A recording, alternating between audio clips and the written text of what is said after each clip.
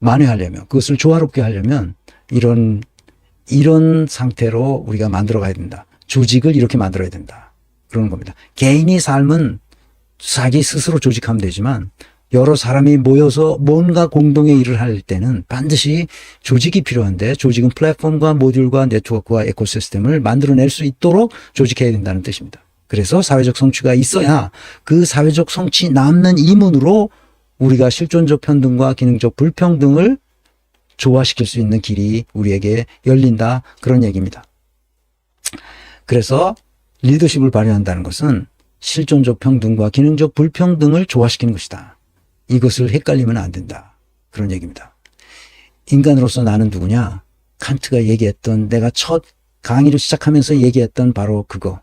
그에 대해서 자주, 그리고 계속해서 숙고하면 할수록 점점 더 새롭고 점점 더 큰 경탄과 외경으로 마음을 채우는 두 가지가 있는데, 내 위의 별이 빛나는 하늘과 내 안에 도덕 법칙이 있다는 그겁니다.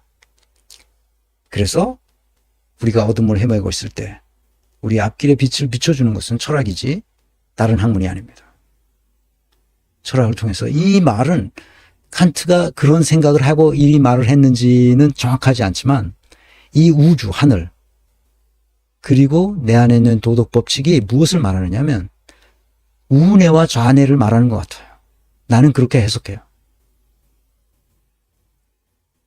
우뇌는 이런 신비한 세상, 이 질 테일러가 말했던 이 아름다운 세상, 이 우주와 내가 하나가 된 것 같은 거대한 바닷속에서 내가 고래가 되어 마음껏 유영하는 것 같은 느낌, 그런 느낌을 우리에게 준다는 거예요. 내가 왜 이런 얘기를 하느냐? 내가 이런 체험을 했기 때문에 그래요. 독일에서 유학 시절 그 공부에 찌들어서 어찌할 줄 모르고 있을 때, 너무나 많은 정보량 때문에 내가 여기서 감당해낼 수 있을까? 이 많은 문헌과 정보 때문에 내가 여기서 빠져서 내가 여기서 헤어나지 못할 것 같은 느낌이 있고, 더군다나 졸업시험을 쳤잖아요. 대학에서 졸업하려면 반드시 논문을 쓰고 졸업시험을 쳐야 되는데, 논문은 통과됐는데 졸업시험에서 한 과목이 떨어졌거든요. 그것도 경영학, 일반 경영학에서 떨어졌어요. 세무회계 담당 교수가 문제를 냈기 때문에 내가 세무회계 공부를 안 했단 말이에요. 내가 회계사가 될 것도 아니고 독일 세무회계를 공부해서 내가 뭐 해? 그래서 안 했다고. 마침 그 내가 졸업시험을 치는 그때 세무회계 교수가 일반 경영학 문제를 내는 바람에 내가 떨어졌어요. 그런데 정말 절망스러웠죠. 그래도 어떻게 해요? 그래서 학생 식당에서 밥을 먹고 다시 공부를 시작해야죠. 도서관에 가서 앉았어요. 그래서 책을 펴놓고 이렇게 보다가 막 눈물도 나고 그러는 거죠. 그런데 느닷없이 내 눈에 아주 찬란한 빛이 들어오는 거예요. 그게 아마 거룩한, 신성한, 찬란한 그 칸트가 말했던 바로 그 큰 경탄과 외경으로 내 마음을 채워주는 것 같은 그런 경험이었죠. 점심 먹고 도서관에 앉아서 있었으니까, 그러니까 오후 한 2시쯤 시작했을 거예요. 그런데 내 지난날 시골에서 어렸을 때부터 내려왔던 그것들이 내 주마등처럼 쫙 지나가는 거예요. 내가 어떻게 살아왔는가. 그 밝은 찬란함 속에서 나의 과거가 쫙 지나갑니다. 아주 황홀한 지경이었어요. 그런데 그게 그렇게 긴 시간이 아니라고 생각했는데, 그래서 이렇게 깨어나서 보니까 그 찬란함 속에서 내가 깨어난 거죠. 깨어나서 이렇게 보니까 어떻게 됐어요? 도서관 밖이 어둑어둑해요. 물론 독일이 그 해가 일찍 떨어져요.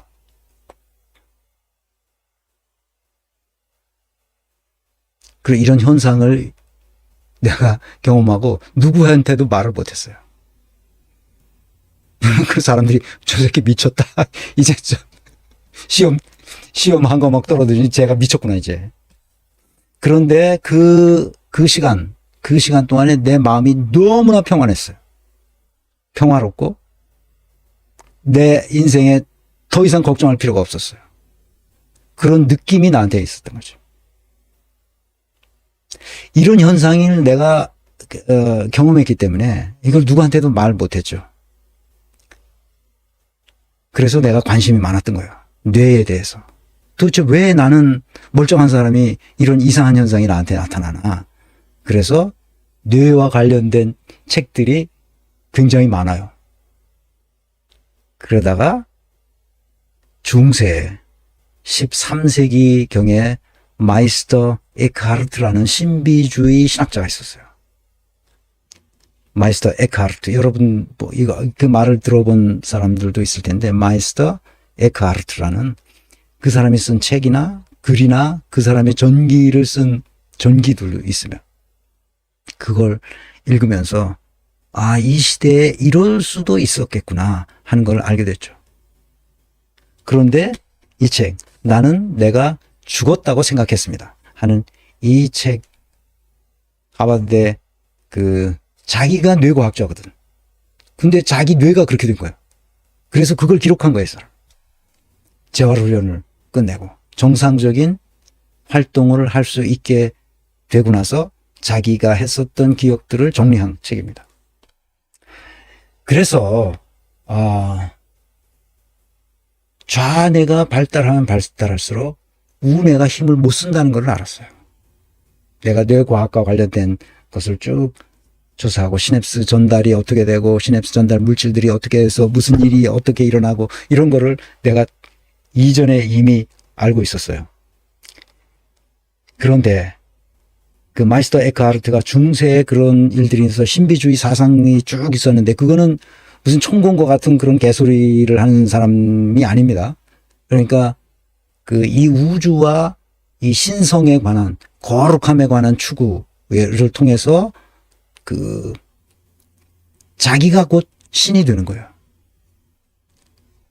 그래서 거기 도미니코 수도사였는데 도미니코 수도에서 이걸 파문해야 되나 이단으로 정죄해야 되나 뭐 이런 시비가 붙고 그래서 다시 마이스터 에크하르트를 그렇지 않은 사람이다, 이거 훌륭한 사람이다 이렇게 하기 위해서 뭐 노력하는 그런 얘기도 있고 그렇습니다.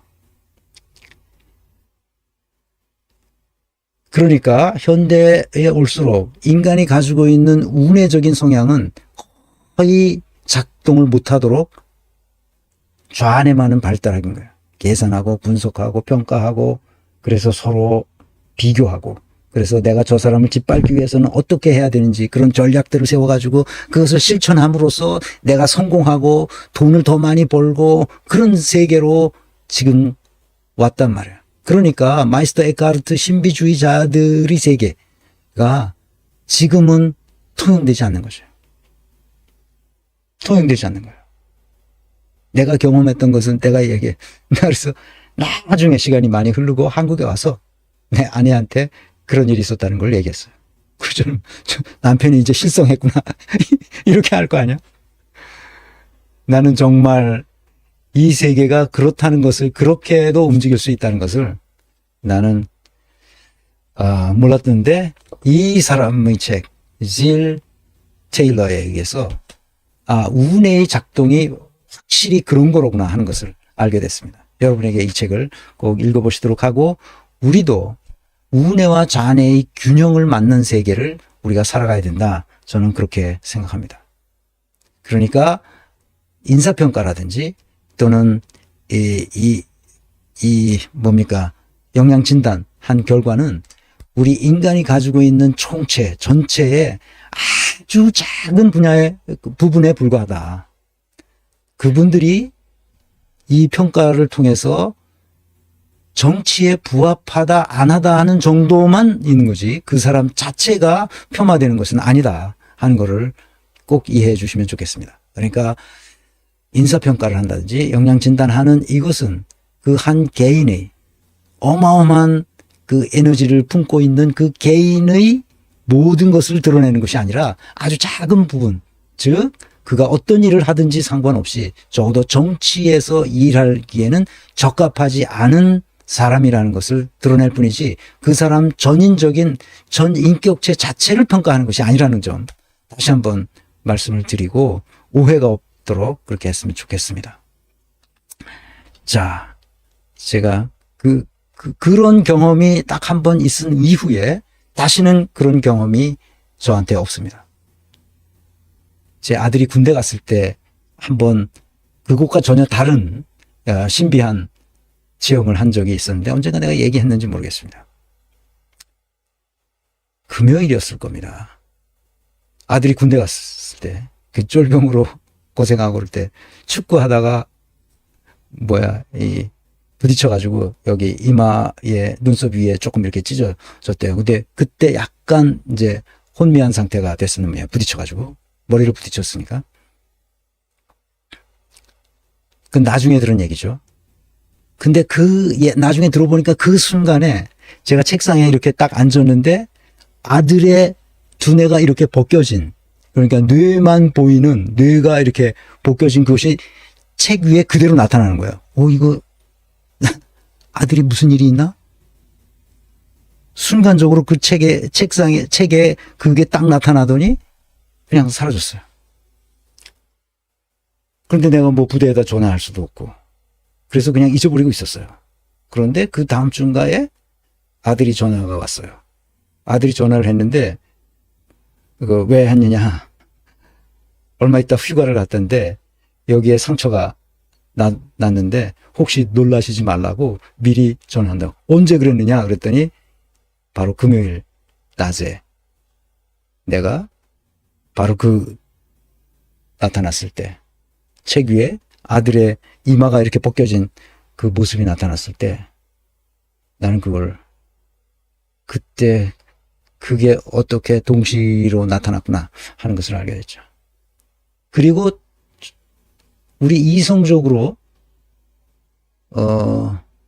생각할 수 없는 어떤 신비한 것이 저에게 나타난 경험은 그거 2개 위에는 없습니다. 이 얘기도 또 하면 이상할 거 아니야. 그래서 나중에 시간이 다 갔다 온 다음에 애들 다 제대하고 그런 다음에 내가 그 얘기를 했습니다. 내가 메모도 해두고 그랬습니다. 그 인간이 이 세계에 대해서 알 수 있는 것은 아주 지극히 작다는 거예요. 그러니까 우리는 우리의 현실 세계에서 할 수 있는 것을 최선을 다해서 하면 된다는 거죠. 그 모르는 건 모르는 거예요. 그러니까. 그래서 데이비드 봄이라는 물리학자가 말한 대로 접힌 세계가 있는 거예요. 접힌 질서. 접혀졌기 때문에 펼쳐진 질서가 있는 거고 접혀진 질서가 있어서 우주 속에 우리가 모르는 거예요. 이게 우주가 혹시 홀로그램인지도 모르는 거죠.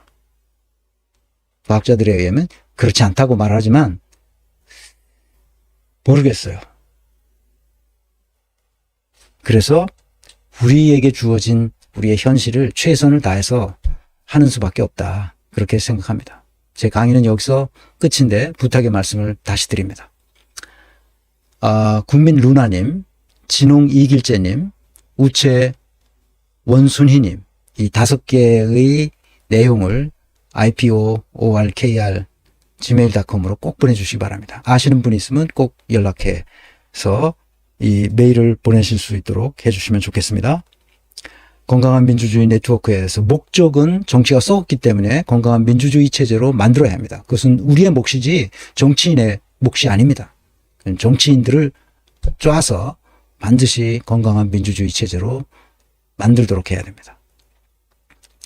어떻게 건강한 민주주의 네트워크를 조직화할 것이냐? 그것은 공정성, 투명성, 개방성의 원리를 우리는 실현할 겁니다. 회원은 뭘 해야 되느냐? 다노 경영의 사상과 철학을 배워야 하고 회원으로 가입해야 됩니다. 회원으로 가입하는 것은 유튜브 채널에 멤버십에 가입하면 됩니다. 특전은 정치적, 사회적, 경제적 가치를 높입니다. 왜 높이냐? 이것이 많아지면 많아질수록 네트워크의 크기에 따라서 자연스럽게 정치적, 사회적, 경제적 가치가 높아집니다. 그래서 그거에 따라서 여러분들에게 높아질 수 있도록 하는 얼마나 활동을 했느냐에 따라서 감사의 표현으로 토큰 오브 그래티튜드를 배분받습니다.